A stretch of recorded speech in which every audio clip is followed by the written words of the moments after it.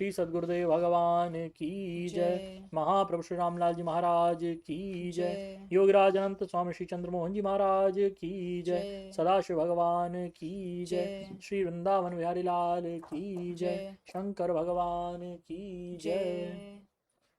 श्री सद्गुरुदेव वचनामृत भव प्रत्यय और उपाय प्रत्यय योगी।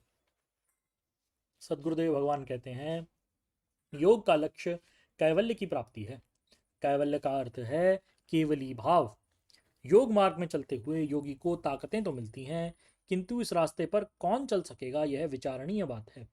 शास्त्रों में अधिकारी की बात लिखी है, जो मितभाषी हो, सदाचारी, ब्रह्मचारी हो, गुरुदेव की आज्ञा को ही सब कुछ समझने वाला हो, ऐसा व्यक्ति आगे बढ़ता है, उसका कल्याण होता है, उसमें स्फुट प्रज्ञालोक प्रकट होता है। देखो, योग में चलने के लिए दो प्रकार की बातें हैं।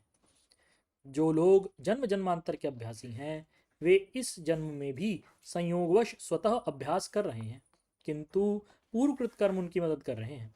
पिछले जन्मों में समाधि लगाई है, ध्यान लगाया है, तो इस जन्म में भी उनका ध्यान लग रहा है। दूसरे कुछ ऐसे लोग हैं जो कुछ करना चाहते हैं। भगवान ने गीता में कहा है, कर्मण्येवाधिकारस्ते मां फलेषु कदाचन मां कर्म फल हेतुर्भुर माते संगोस्तु कर्मणि। भगवान ने इस श्लोक में चार बातें बतलाई हैं। पहली यह है कि मनुष्य का कर्म करने का ही अधिकार है। दूसरी बात यह है कि फल में मनुष्य का अधिकार नहीं। तीसरी बात यह है कि कर्म फल के हेतु न बनो। और चौथी बात कही कि कर्म करने में आसक्ति भी न रखो, अर्थात कर्म करते रहो। इसलिए आनंद कंद त्रिजगत पावन श्री कृष्णचंद्र की हम सबसे आज्ञा है, कर्म करते रहो, परिणाम अवश्य ही आ जाएगा। करत करत अभ्यास के जड़मति होत सुजान। इसलिए जो लोग अभ्यासी हैं, साधना में बैठते हैं, गुरुदेव की आज्ञा को मान करके दृढ़ता से साधना में लगते हैं, उसका परिणाम निकलेगा कि वह तुम्हारी साधना और तपस्या काम आएगी। गुरुदेव भी प्रसन्न होंगे, नजदीक रहेंगे। इसलिए मनुष्य को अपनी इंद्रियों पर नियंत्रण करके दृढ़ता के साथ साधना में लगे रहना चाहिए। शुभ कर्म करते रहने पर शुभ ही सामने आया करता है। अब योग कैसे आरंभ होता है यह बतलाता हूं। मैंने कई बार तुम्हें बताया होगा और तुम्हें याद भी होगा कि यह मनुष्य पुरुषार्थ तो करता रहता है, किंतु उसकी मतभेद के अनुसार वह कोशिश होती है। उपाय दो हैं। कुछ आत्माओं को जन्म ही से ध्यान लगने लगता है। देवों के दर्शन आदि होते रहते हैं। क्यों होते हैं उन्हें जन्म से? इसका कारण है जो योग दर्शन बतलाता है।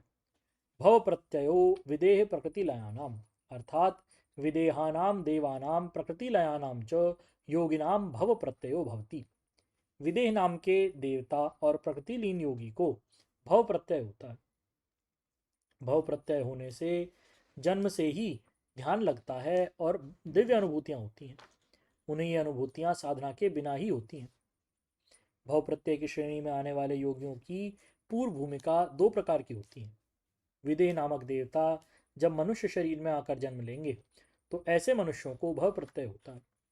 दूसरे जो पूर्व जन्म में योगाभ्यासी थे और प्रकृति की साधना से गुजरते हुए ही उनका शरीर छूट गया, वह योगी प्रकृति लीन योगी कहलाते हैं।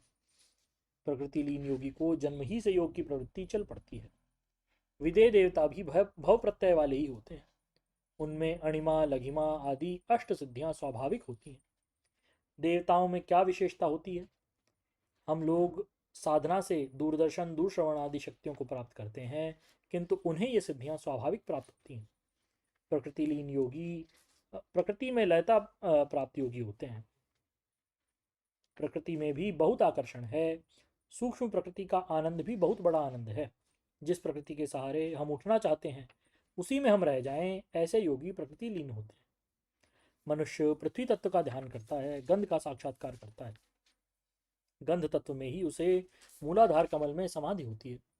वह अनुभव करता है कि मैं गंध ही हूँ। मैंने तुम्हें कई बार अपनी गुरु बहन पैडो देवी के विषय में बतलाया। उसे गंध का साक्षात्कार हुआ। इसके परिणाम स्वरूप उसके शरीर से भी दिव्य गंध निकलती थी। उसमें निर्माण चित्त की योग्यता भी थी।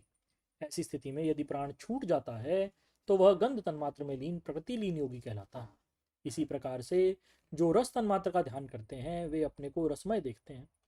ऐसे ही दिव्य स्पर्श रूप आदि दिव्य रूप स्पर्श आदि तन्मात्राओं को साक्षात्कार करता हुआ योगी यदि शरीर छोड़ दे तो वह प्रकृति लीन योगी कहलाता है।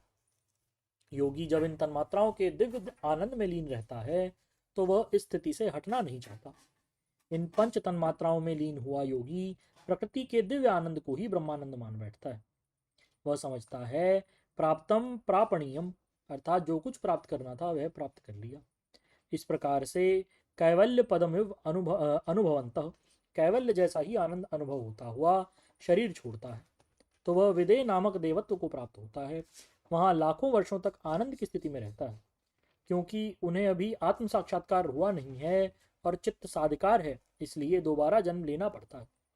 ऐसे प्रकृति लीन योगी तथा विदेह नामक देवता पूर्व देह को छोड़ करके मनुष्य शरीर में पृथ्वी पर आते हैं तो वे भव प्रत्यय वाले योगी कहलाते हैं।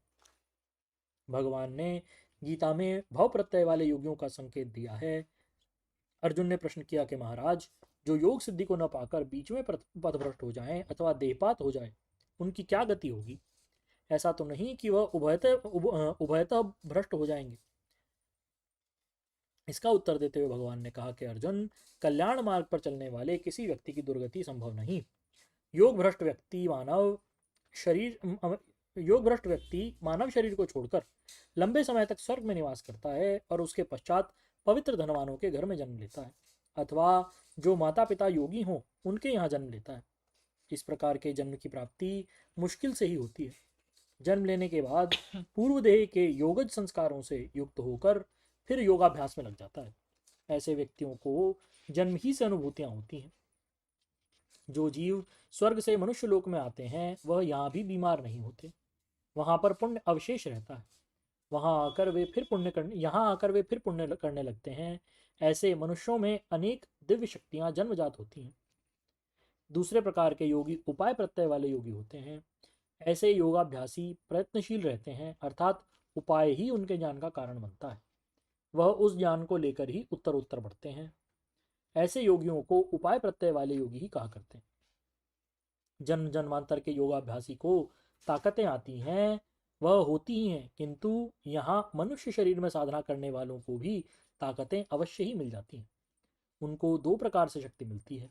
या तो गुरुदेव के मुख से उपदेश सुनकर साधक उत्तर उत्तर बढ़ता चला जाए, अथवा तप ब्रह्मचर्य और स्वाध्याय इतना दृढ़ हो जाए कि सिद्धों के दर्शन हो जाएं।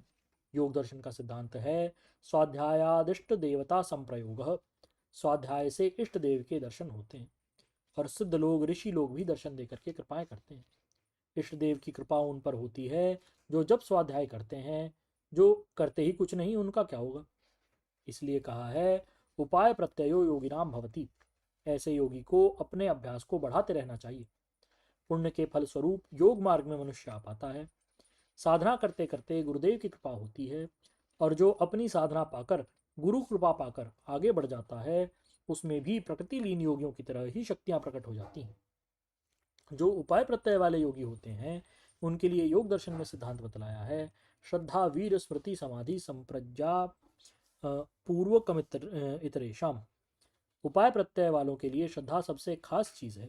देखो, यस्य देवे पराभक्ति यथा देवे तथा गुरु। जैसी परमात्मा में भक्ति है वैसी ही गुरु में भक्ति है, उसे सब कुछ प्रकाशित होता है। गुरु के कंट्रोल में रह करके गुरु भक्ति पूर्वक जो साधना करता है तो गुरुदेव का हृदय तो ऐसा है कि वह अपने आप पिघलता है और अपने आप उसका काम कर दिया करता है। कहने की आवश्यकता नहीं पड़ती। मेरे बड़े भाई ब्रह्मचारी गोपालानंद जी में भी उत्कृष्ट गुरु भक्ति थी, उसी से उन्हें सकल ज्ञान प्रकट हुआ। मुझे एक घटना याद आई। एक बार हम दोनों वृंदावन गए। वहां उन्होंने एक महात्मा को देखा। वह अंतर्दृष्टि वाले महात्मा थे। ब्रह्मचारी जी ने मुझसे कहा, राधा कुंड में एक महात्मा हरिदास हैं, उनके पास चले जाओ। अपने बारे में कुछ पूछने को कहा। मैं महात्मा जी के पास गया। उन्होंने दूर से ही देखकर मुझसे कहा, तुम्हारे गुरु भाई गोपालानंद जी ने ही तुम्हें मेरे पास भेजा है। उस महात्मा ने मुझसे कहा कि तुम बड़ी जगह से आए हो, भोजन करोगे? मेरा तो व्रत है, एकादशी है। मैंने कहा, महाराज मुझे भोजन नहीं करना है, मैं तो केवल आपके दर्शन के लिए आया हूँ। उन्होंने कहा, तुम जिनके चरणों में रहते हो उनसे आगे कुछ नहीं, तुम्हारे गुरुदेव तो स्वयं ब्रह्म हैं। उन्होंने कहा कि तुम्हारे गुरु भाई गोपालानंद अन्य गुरु भाइयों के द्वेष के कारण कहीं जाना चाहते हैं। उन्हें कहना कि गुरुदेव के चरणों में ही सब कुछ मिलेगा, वह इधर उधर ना जाएं, उन्हें यहीं सब कुछ मिलेगा। यह थी उस महात्मा की दूरदर्शिता एवं अंतर्यामिता। अस्तु, मैं तुम्हें उपाय प्रत्यय की साधनाओं का उपदेश कर रहा था। उनमें सबसे पहली बात श्रद्धा की बतलाई थी। श्रद्धा चेतस संप्रसाद। चित्त की प्रसन्नता का नाम श्रद्धा है। श्रद्धा ही साधना का बल है। श्रद्धा से ही साधना में उत्साह होता है और उस उत्साह से स्मृति उपस्थित होती है। स्मृति के उपस्थित होने पर प्रज्ञा विवेक प्रकट होता है। यह प्रज्ञा विवेक अज्ञान को दूर कर देता है। यह क्रम है उपाय प्रत्यय वाले योगी के तत्व ज्ञान की ओर बढ़ने का। यदि मनुष्य को सिद्ध योग का मार्ग मिल जाए तो काम सब प्रकार से सरल हो जाता है, किंतु सिद्ध अनुकंपा सब पर नहीं हो सकती। इतना पुण्य नहीं होता। पुण्यों का खजाना भरना भी कठिन बात है। देखो, कठिन ऐसे है जैसे कोई व्यक्ति दान करे तो वह साथ में ख्याति भी चाहता है। अमुक स्थान पर इतने कमरे बनवाए, वहां इतना दान किया, वहां अन्न क्षेत्र चल रहा है, आदि आदि बातें मनुष्य करता है। इसी आधार पर दुनिया का भला हो रहा है, यह ठीक है, किंतु एक बात अवश्य है कि जितनी बड़ाई हो उतना पुण्य क्षीण होता रहता है। जो लोग अपना नाम और ख्याति नहीं चाहते, चुपचाप अपना काम करते रहते हैं, उनका पुण्य संचित रहता है। उस पुण्य फल के परिणाम स्वरूप अदृष्ट फल के भोग कालांतर में बन जाया करते हैं। पुण्य मनुष्य करता रहता है, उसका फल कुछ साथ साथ मिलता रहता है। कुछ का फल जन्म जन्मांतर में स्वर्गादि लोक लोकांतर में मिलता है। ऐसे मनुष्य के पुण्य समाप्त होते रहते हैं। जिनका पुण्य बढ़ता है और बढ़ते बढ़ते निष्काम हो जाए।